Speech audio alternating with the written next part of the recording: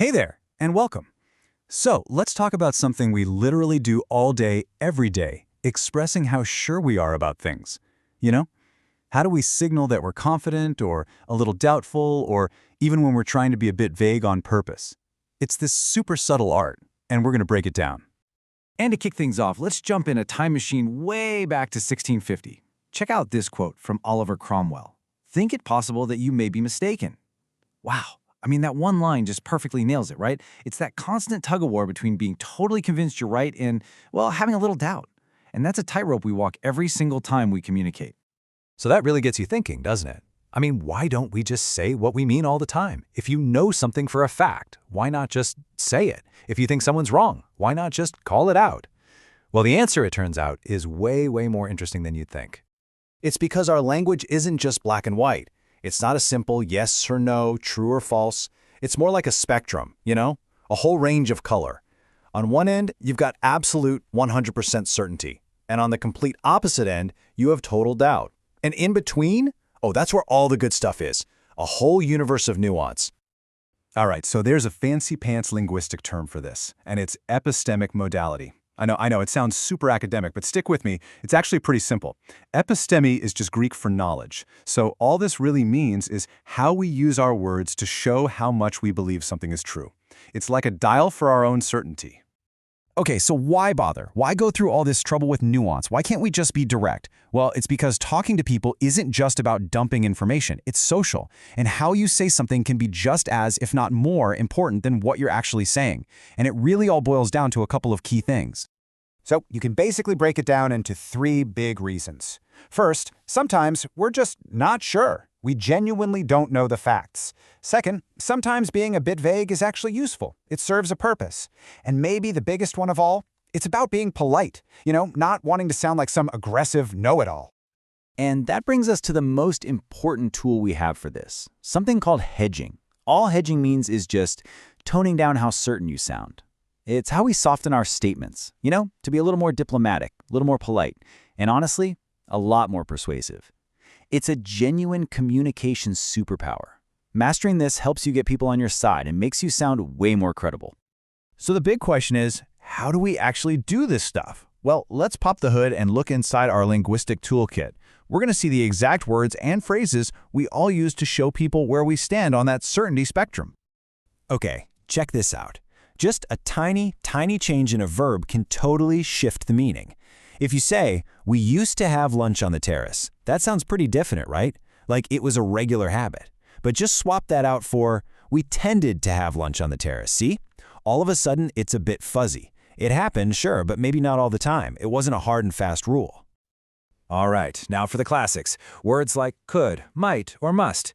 These are our go-to hedging tools. But here's where it gets really cool. Like a little magic trick. Your tone of voice can completely flip the meaning. Listen to this. "You could be right," said with a falling tone. Sounds like I probably agree with you, right? But what if I say, "You could be right," with my voice going up? Yeah, that's a very polite way of saying, I'm really not so sure about that. Adverbs are amazing for this. They give us this incredible precision. It's like having a whole set of tools to dial in exactly how confident you are. So, are you feeling possibly about something? Or are you more in the probably camp? Or are you all the way at definitely? There's a word for every single level. And get this, it's not even just which word you choose. It's where you put it in the sentence. So if you say, "We'll probably get it done," that's a pretty normal statement, right? But listen to what happens when you move it to the front. Probably will get it done. Bam. Now you're shining a spotlight on the probability itself. You're telling the listener, hey, the uncertainty here is the key piece of information. And of course, it's not just adverbs. We use adjectives and nouns to do the exact same thing. We can say something is a possible issue, or there's a strong possibility. And I gotta say, I love the word strongish. You hear that sometimes, right? There's a strongish possibility. That's amazing. It's a hedge inside of another hedge. So clever.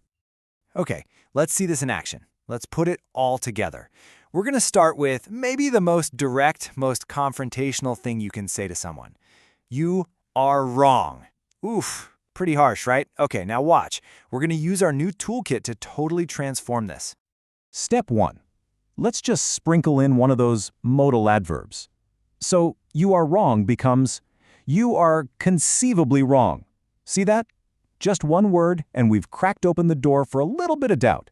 It's not a hard fact anymore. It's just a possibility we're considering. Okay, next up, let's add something called a projecting verb. Now it's, I think you are conceivably wrong. This is a huge shift, because now we're not talking about objective reality. We're talking about what's going on inside my head. It's just my opinion, not some universal truth. And now for the finishing touch. Let's swap in a word like seems and a little vague phrase. So now we have, it seems you are a bit wrong. And there it is. The transformation is complete. We've gone from this blunt, aggressive accusation to a much softer, more diplomatic observation. The core idea is still there, but the delivery? Totally, completely different. So we've talked about softening things, but what about when we're being vague on purpose? This is a little different. It's not always because we're uncertain. Sometimes it's a very specific social move that we pull all the time, especially when we're just chatting. And it usually falls into three main buckets. You've got your list completers, when you say things like and stuff like that. Then you have your vague quantities, like saying around 50. And finally, every single person's best friend in conversation, the good old placeholder. Oh, you know exactly what I'm talking about. We've all been there. Hey, can you pass me the thingy?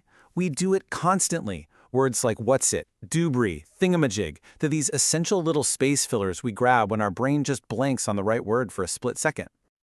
These vague numbers are also pretty fascinating when you think about it. If I tell you around 50 people were there, what does that actually mean to you? You know it's not 2 people and it's not 200. We all just sort of get it. We understand it means a range, probably somewhere in the ballpark of 40 to 60. It's just this super efficient shortcut that everyone understands. So, okay, we've spent all this time picking apart these tiny little words and phrases. Why does any of this matter? Well, it matters a lot. Because getting a handle on this stuff, really mastering this toolkit, can have a massive impact on how people see you in like every part of your life. Honestly, knowing how to do this well is a superpower. In your social life, it just makes you seem more polite, more approachable. At work, it means you can share your opinions without sounding like you think you're the smartest person in the room. And even in something as formal as academic writing, saying something like, it seems strongly arguable that, sounds way more credible than just yelling, it is certainly obvious that, right? One invites a conversation, the other one just invites a fight. So here's my challenge to you. The next time you're in a conversation, or in a meeting, or even just reading an article, start listening for these little signals. Really pay attention. Notice when people say tend to instead of always, or it seems instead of it is. Now that you have the toolkit, I'm curious, what new layers of meaning are you going to start picking up on?